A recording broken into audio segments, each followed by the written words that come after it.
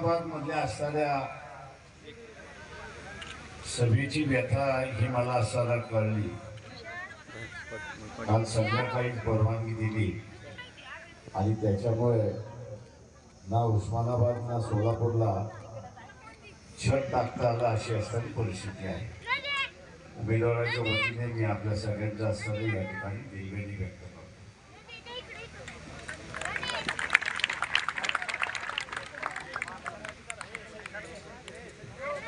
जिल्ह्यात या ठिकाणी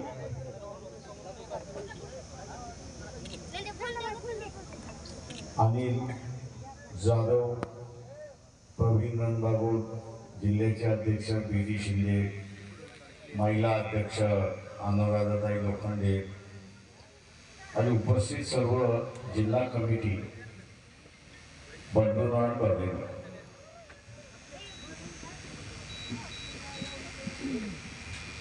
इलेक्शन हे जे आहे मुद्दामून मे महिन्यामध्ये घेतल्या जाते। ऊन आहे, सभा होणार नाही आणि लोकजागृती होणार नाही अशी असणारी परिस्थिती। शेतात राबणारा माणूस हा शेतामध्ये राबतो तेव्हा तो उन्हातच राबतो आणि सभेला येतो सुद्धा त्यावेळेस तो उन्हातच राबतो अशी असणारी परिस्थिती। मी आपल्याशी फक्त 5-10 मिनिटात या ठिकाणी बोलणार। घराणेशाहीची सत्ता आपण या ठिकाणी पाहिली। तुम्ही भारतीय जनता पक्षाला मतदान द्या किंवा उरलेल्या उमेदवाराला मतदान द्या, सत्ता कोणाकडे जाणार?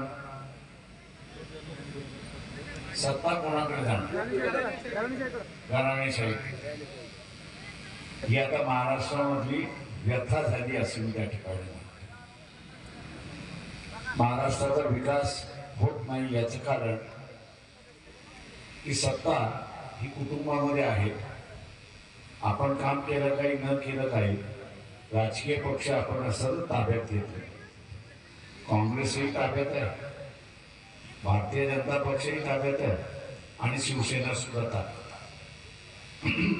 त्याच्यामुळे आपल्याला उमेदवारी मिळेल आणि उमेदवारी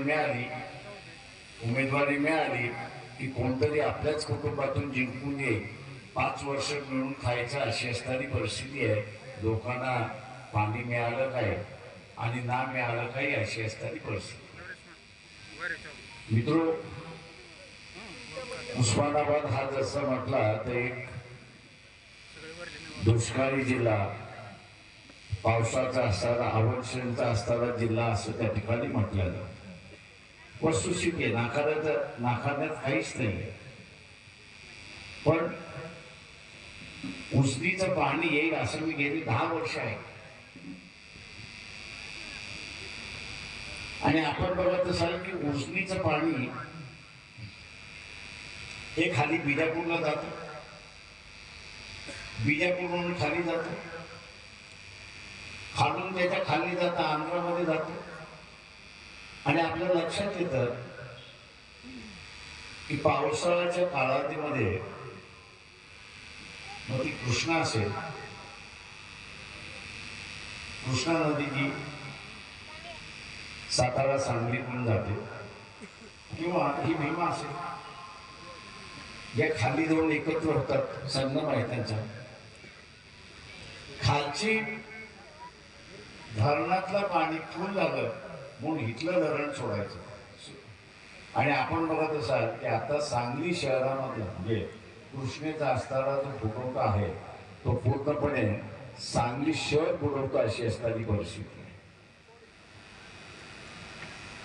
एक चांगला उमेदवार आपण जर निवडून दिला तर कदाचित हा जो फुगवट्याचं जे पाणी आहे, पावसाळ्यातल्या पुराचं जे पाणी आहे, फुगवट्याचं जे पाणी आहे, हे पाणी दुष्काळी भागामध्ये वळवता येतं। तेलंगणा सुद्धा असंच उस्मानाबाद सारखं आहे, नवीन काहीच नाही। पण तिथल्या असणाऱ्या मुख्यमंत्र्यांनी टीएमसी किती आहे हे त्यांनी काढलं। टीएमसी म्हणजे पाण्याचा साठा किती होऊ शकतो। आणि हा पाण्याचा साठा मग दुष्काळी भागातले कशा रीतीने वळवता येतो याचा त्यांनी आराखडा त्या ठिकाणी दिला। आणि जो कामगार तेलंगणातून बाहेर जात होता, तेलंगणातून बाहेर जात होता, आज असणारा तेलंगणातून कामगार बाहेर जात नाही, तर उलट 19 लाख बाहेरचा कामगार हा तेलंगणामध्ये आला अशी असते ही परिस्थिती महाराष्ट्रामध्ये सुद्धा आहे, नाही असं नाही। त्याला सगळ्याच नद्यांचा उगम हा मध्य प्रदेश महाराष्ट्रामध्ये आहे आणि फुगवता तो येतो शेवटी तो महाराष्ट्रामध्ये येतो अशी असणारी परिस्थिती आहे।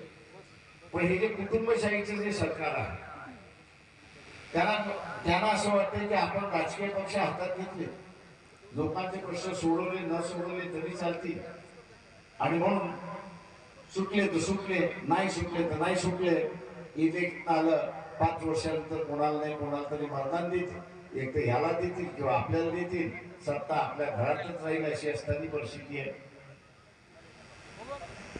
अनेक जण आम्हाला म्हणतात की तुम्ही असताना युतीमध्ये, अरे मी पहिल्यांदा म्हटलं अरे 15 जागा आपण ओबीसीला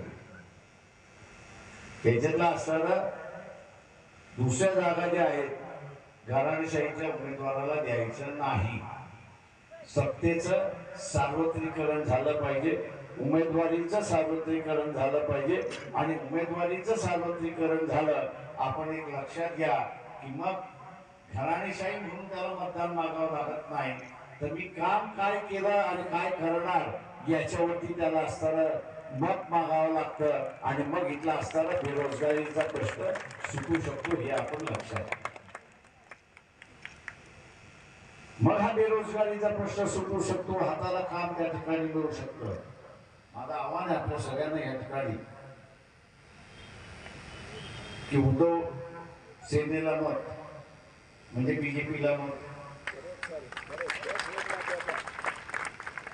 कारण त्या आघाडीमध्ये आम्ही असं असताना विचारलं होतं की आपण सेक्युलर मताच्या जोरावरती आपण जिंकून येणार आणि सेक्युलर मताच्या जोरावरती आपण जिंकून येणार असाल तर मग आपण असताना ह्या मतदाराला आश्वासन दिलं पाहिजे की आम्ही जोपर्यंत आपल्या मतावरती निवडून आलेलो आहोत तोपर्यंत आम्ही असताना भारतीय जनता पक्षाबरोबर जाणार नाही।